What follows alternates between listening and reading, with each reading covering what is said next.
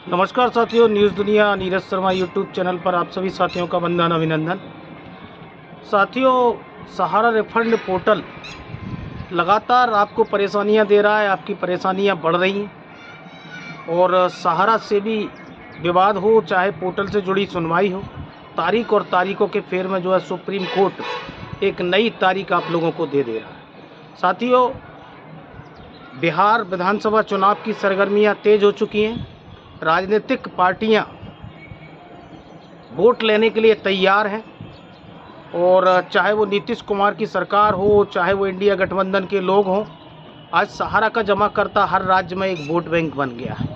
सहारा के जमाकर्ता के साथ में लगातार एक अनदेखी हो रही है। सहारा के जमाकर्ता वोट देने के लिए तो जो है इस देश का वोटर है, लेकिन उसकी समाधान और सहारा का भुगतान दिलाने के लिए आज ना सरकार है ना विपक्ष आपकी बात सुनने के लिए तैयार नहीं। साथियों, बिहार वो राज्य है जिसमें सर्वाधिक सहारा के पीड़ित निवेशकों का जो है लगभग मैं समझूं तो 1 लाख करोड़ का भुगतान जो है फंसा हुआ है और 1 से 1.5 करोड़ डिपॉजिटर अकेले बिहार में आते हैं। तो सहारा का जमाकर्ता बिहार विधानसभा के चुनाव में एक वोट बैंक ना बन जाए। आज सहारा के जमाकर्ता के लिए जो भी राजनीतिक दल आए वो स्पष्ट रूप से जो है एक संदेश दें कि हम सहारा के जमाकर्ताओं के लिए भुगतान की बात करेंगे। इसके पहले लोकसभा चुनाव थे, आरजेडी के मनोज जी एवं अन्य जो है खड़गे जी ने जो है आश्वासन दिया, लेकिन आज तक वो सहारा के भुगतान के मुद्दे पर एक शब्द नहीं बोल पाए। सुदामा प्रसाद जी मार्क्सवादी कम्युनिस्ट पार्टी के नेता जो है उन्होंने लगातार लोकसभा में इस सहारा के भुगतान के मुद्दे का प्रश्न रखा। उनका प्रयास सराहनीय है, लेकिन सहारा का जमाकर्ता एक वोट बैंक बन के ना रह जाए, मेरा कहना ये है। और जिस तरह नीतीश कुमार के सहकारिता मंत्री ये बताने का प्रयास कर रहे हैं कि बिहार में 600 करोड़ रुपए बट गया, तो वो ये बताएं कि बिहार में कितने हज़ार और लाख करोड़ रुपए का क्लेम सहारा रिफंड पोर्टल पर पहुंचा है और 5000 करोड़ से पूरे देश में इतना बड़ा भुगतान कैसे संभव है।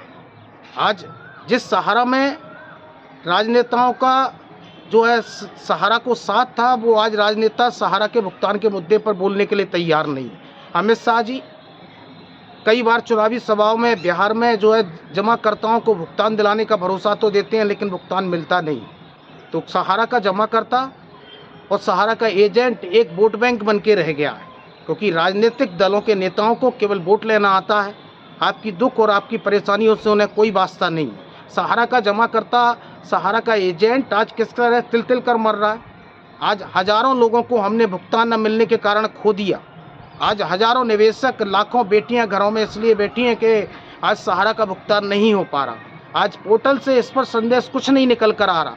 आज पोर्टल एक अजीब पहेली बना हुआ है। पोर्टल पर आज सुप्रीम कोर्ट में तारीखें नहीं मिल रही और मैं ये भी कहना चाहूँगा कि कोर्ट जो अपना फैसला देता है उस अपने फैसले को ही पालन सम्मानित सुप्रीम कोर्ट नहीं करवा पा रहा।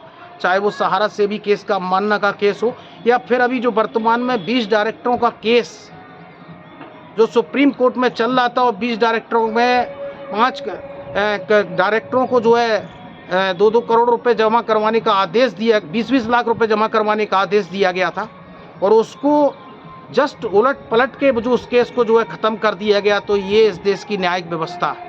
ये इस देश की न्यायिक व्यवस्था है कि कल तक जो व्यक्ति दोषी था, जिन पर कार्रवाइयाँ हो रही थी, उसके आदेश को पलट दिया गया और उस केस का खात्मा कर दिया गया।